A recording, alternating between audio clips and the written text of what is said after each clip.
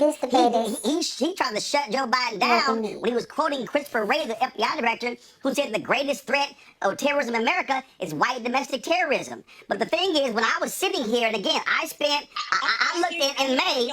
No, hold on one second. But no, here's my point. In May, when the Biden lift every, and this is what it's called, the Lift Every Voice, the Biden Plan for Black America, I went through the entire plan and broke it down. Then I went through the Trump Platinum Plan and broke it all down. The issue for me is that when it comes to Trump's plan, there's no specificity. There just simply isn't. Even when you talk about programs, I will say when I go through Biden's program, when he's talking about state small business credit initiative, expand new markets tax credit, and improve and expand the SBA programs that most effectively support black-owned businesses, and laying things out that are specifics, that's the deal. I'm looking at a 22-page plan from Biden and a one-page plan for Trump, and I'm sitting there going, and I went through Trump's plan, I'm like, there's nothing there. Real life it's a lot of words. Not really, because it's only one but page. But this is only reality. The deal is, I'm like, dude, you still love our movies, but you want to make this whole movie. You ushered in economic prosperity, which really all started under Obama, beginning in 2010. But it is lacking. Do you believe that the Trump campaign greatly overstated your involvement for the purpose of them being able to say we have attached ourselves to ICECUBE? Did you believe that you were used politically for their purposes as opposed to really what happened? Look, I knew whoever I engaged with would use that politically. I don't care about that part. The part I care about is getting something done. Look, my plan is called the Contract with Black America. So all of them lacking when it comes to that. So that's what I'm pushing. So anybody who's going to implement those plans into their plan, then I'm going to take a look at it. But both plans are lacking, and that's why we become educated voters for real. And then you pick who you want to pick. But at the end of the day, for us not to engage with both sides of the aisle to fix this, which I think is an American problem, that to me ain't going to help us in the end. What's going to help us is once we you have to stand up and have a voice. How much power we have. Now, you said that, of course, Trump didn't stop all these things or didn't mention these things. Okay, maybe it was before he knew he needed the black vote. Now, this is a rap for you guys. That goes to show you that everything they say about people that grew up in the hood is not true. They actually have a political point of view as well. No, hold up. You said before you need a black vote. I just want to just correct something, ICE is doing this for I just want to correct something. I met with the White House in 2018. They told me directly in 2018, we think we can get 20% black male support in the 2020. So they were fully aware of that. What did you meet with him? I'm a journalist. I'm a journalist. What did you meet with him to talk about? I'm a journalist. I met with them to talk about public policy issues, to ask them those various questions. Don't stutter now. And my thing was to get 20% of the vote. No, right. Okay. No, not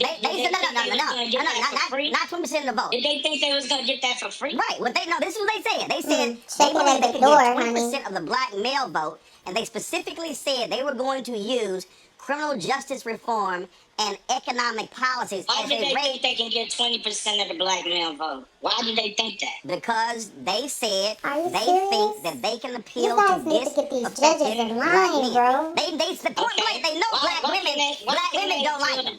Why can they appeal to that demographic? Black women. Who's not appealing to that demographic? How can they swoop in and get it? Who? That should have been covered. What do you mean?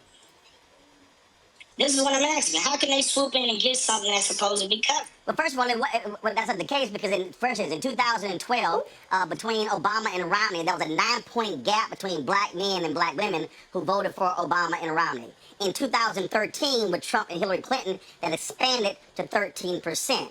Now, when you look at 2020, they believe that, oh, we think there's an opportunity here for us to be able to appeal to black men on economic policies because they say black women can't stand it. Well, it's not being done for black men in this country that the numbers growing. Did he really Because, just first make of a all, statement? because the difference between black men and black women, black men are more likely to be... That's the problem. Why are you guys separating? You asked the question. I'm going to answer it. Because It's this is from community focus groups, thing. from polling data.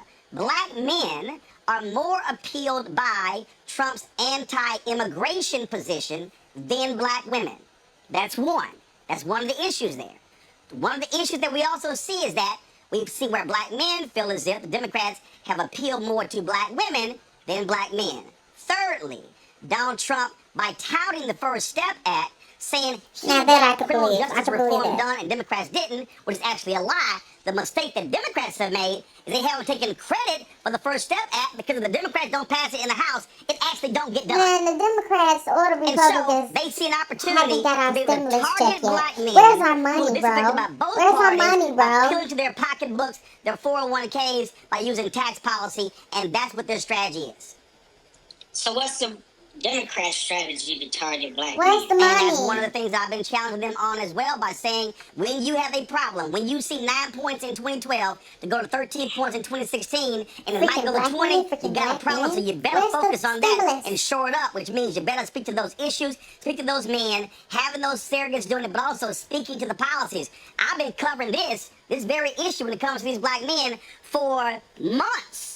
Now, Democrats haven't done it. Now, folks are sort of trying to pay attention now. But I actually was talking to Tom Perez and the DNC about this 4 years ago. Snap back, man. I got to ask you this shit, too, because on that particular point there. So, I got an email from someone, and they said, why is ICECUBE only talking about this contract now? So the person wanted me to ask, where is ICECUBE doing the primary? Where is he in 2018? How do you answer people who say that? I was actually just, being an artist, rapping, thinking all this stuff was covered, thinking people that actually was in power, was out doing their job, making sure they had something specifically for black people to win. And when I looked up, I realized all this stuff is not specifically for black people. It's for minorities. It's for people of color. It's for everybody but us. So, I had to kind of take it upon myself to do something that was strictly for black people and write something up with some very smart, educated people and come up with a plan. It all happened after George Floyd was killed.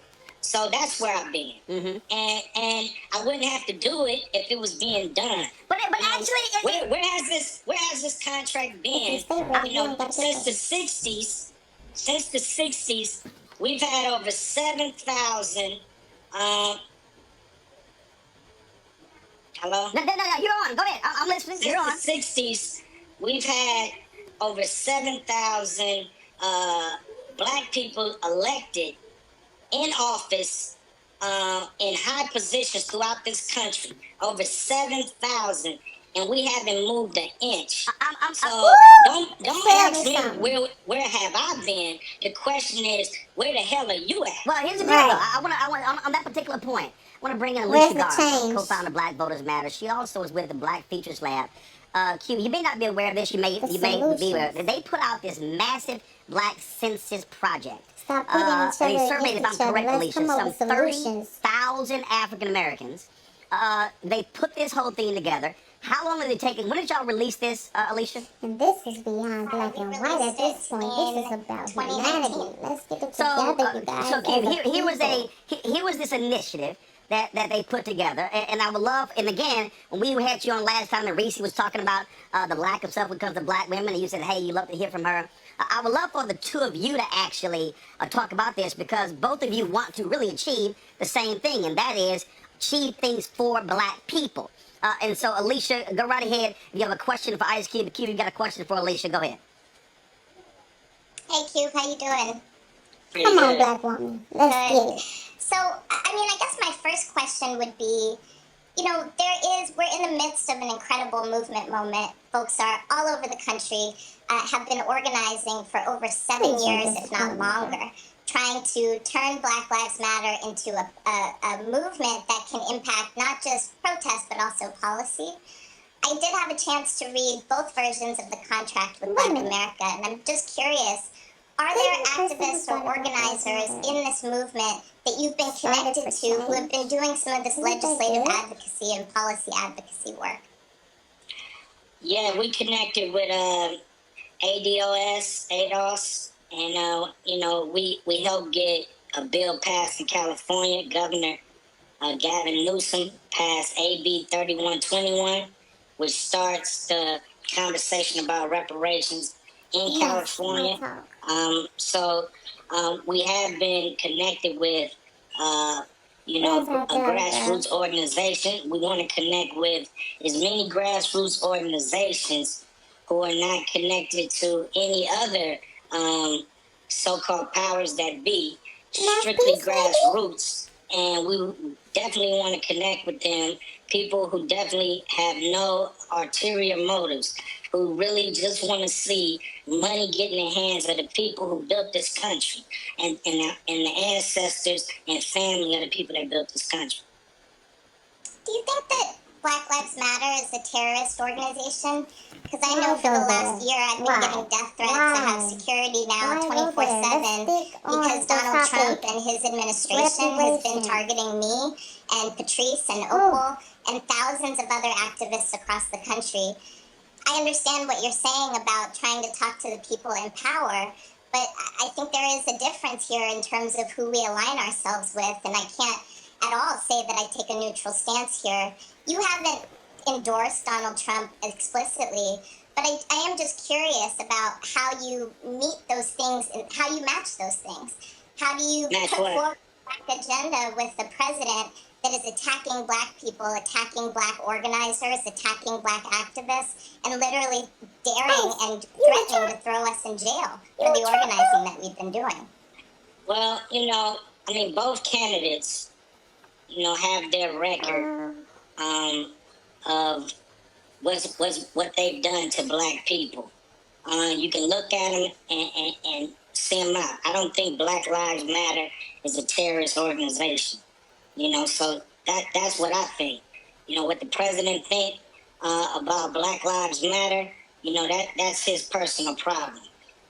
Right now we feel that somebody's going to be the president. I would love to work with both parties. I'm not against the Biden campaign or nothing like that. Whoever becomes a president, I would definitely be pushing this program on them. And not only the presidents, but Congress people, senators, private sector, you name it. If you go through the contract, you could probably come up with a list of about 500 companies we can talk to about this situation. So Let's get down the to the thing bottom is, of what this. I don't think is healthy for black people is to automatically jump on one side, and if the other side loses, we just wait for 4 years to engage and hope our side win. It's time for us to let both sides understand this is a bipartisan issue like anything else going on in America. Cube, I want to ask you this here. Because you talked about reaching out to people. Did you connect with the Congressional Black Caucus at all? She let that man They talk. reached out after they saw what happened yesterday. They reached out to me. And they sent me this. Go to my iPad, guys. Come on. Platinum Plan versus anything. Okay, I was talking to the control room. Right, I'm gonna read it to you. Platinum Plan versus Contract with Black America versus CBC legislation. You call for your CVWA calls for ending qualified immunity, banning chokeholds, and elimination of no-knock warrants. The CBC says all of that is included in the George Floyd Justice and Policing Act, but it hasn't been enacted by the folks there in Congress. I mentioned Juneteenth, the federal holiday. The same thing about anti-lynching law. Your contract calls for baby bonds of $1,000 for all new babies. The CBC says that's in their CBC's Jobs and Justice Act. You proposed a plan for neo-reconstruction. The CBC said we gave President Trump a 125-page detailed plan to do this in 2017. 4 years later, we've seen nothing. And according to the and I want you to respond to this here. According to the CBC, you propose a one-time interest-free home loan for qualified Black Americans. The CBC says, quote, this plan only addresses access to a loan for certain Black people and does not address necessary relief provisions to prevent foreclosures and expand forbearance for homeowners. But the CBC Jobs and Justice Act does. And so what the Direction of Black Caucus says is the things that you're saying that these things have not been done, haven't been focused on, they say it has been done. It's literally in our bills. They were passed by the House but ignored by the Senate. The Black Census Project that Alicia was working on, they dropped in 2019. She's saying they have been working on those things. And so just your response to that was, especially with the CBC saying, no, it's actually in our bills that have been passed. But they were passed by the House but ignored by the Senate. My thing is keep up the good work. Keep going at it. We got to get it passed. There's going to be a lot of overlap because we got good ideas. So that's going to happen. But, until things get passed, they're not passed. So we got to push to get them passed. Alicia, I'm going to bring Alicia in here.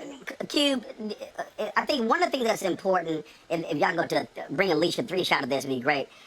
This is where, and this is what I've heard from people. I've heard from people is, man, Cube is out here with his contract, and he's dropping videos and saying things.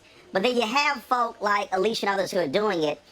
And one of the things that you said when I last interviewed you, you said that this is where collaboration is important. And so, with that in mind, you're there on the West Coast. Alicia's there on the West Coast.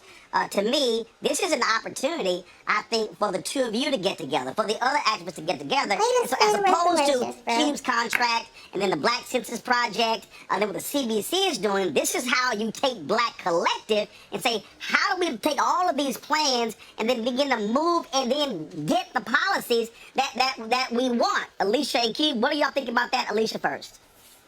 Well, I think a few things, and I appreciate you raising that, Roland. I mean, to me, you can't have movement on an agenda without a movement. And there are so many incredible organizers and activists all over this country who are coming together and fighting back every single day. And that is what it actually takes to create this level of change. I will say that, Q, I agree with you in terms of your frustration. I've been frustrated too.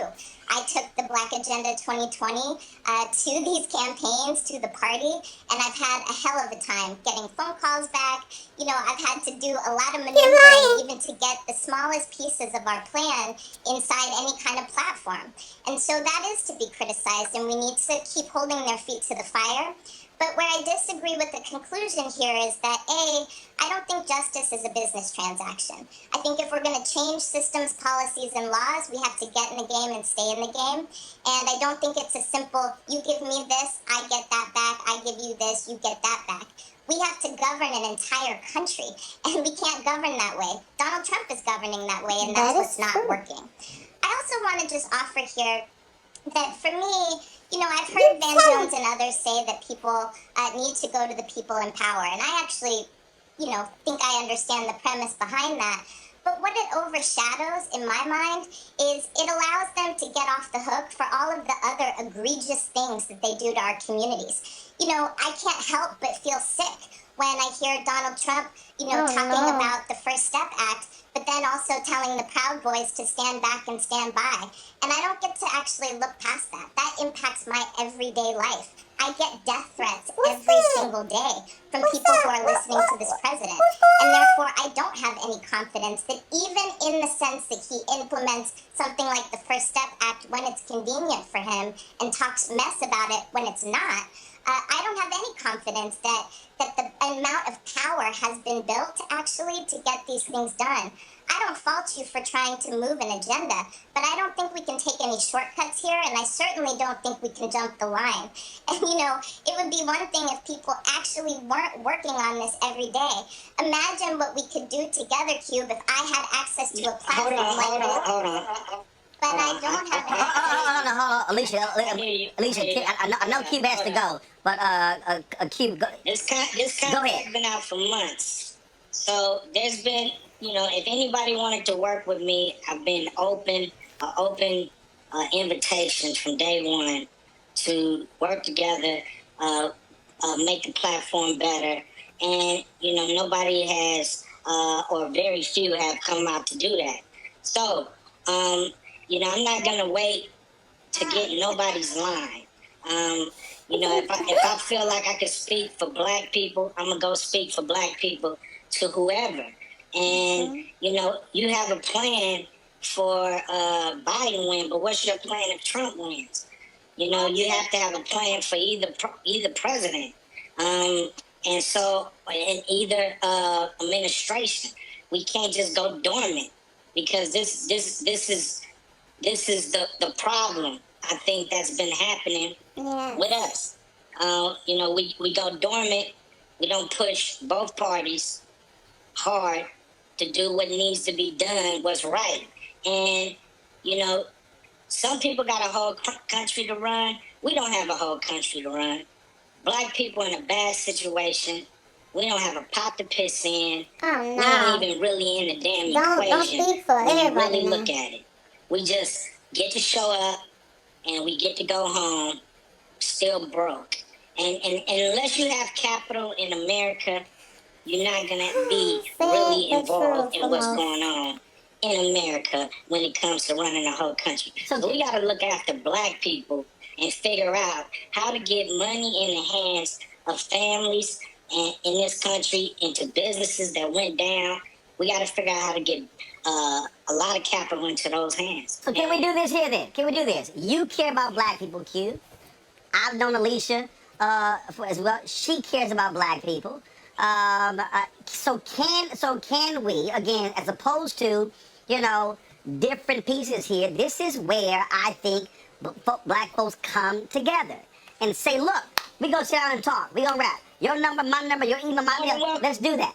I'm more than welcome. Anytime. I'm willing and open. Anybody who's down to help black people get what we're supposed to get in this country. Through hell or high water, I'm with them. But for real, Alicia? we need the reparations. Listen, I'm always ready and have been working for 20 years to improve the conditions of black folks. And like I said, if we had access to a platform like you have, Q, I bet you we could have gotten a lot farther. So I look forward to working with you. So here's what I'm gonna do. Okay, Show's what about over. us? With both of y'all permission, I will send y'all respective information Actually, guys, so we can that do was that just a because little again, bit I think where we are. First of all, Cube, what you ICECUBE said about when folks and are our in guy power, Roland Martin. you are fix it. correct. I have long But said that let me know what even you guys if somebody think. we did not I'm vote not for really big on wins, we are still politics, but constituents. hey, We are I still like ICECUBE, so taxpayers. And so they let still y'all owe see us. this firsthand. But it also, to Alicia's point, it's also holding them accountable when they're doing things that, frankly, are hurting us as well. And so I think what is required of us is to put that level of pressure on all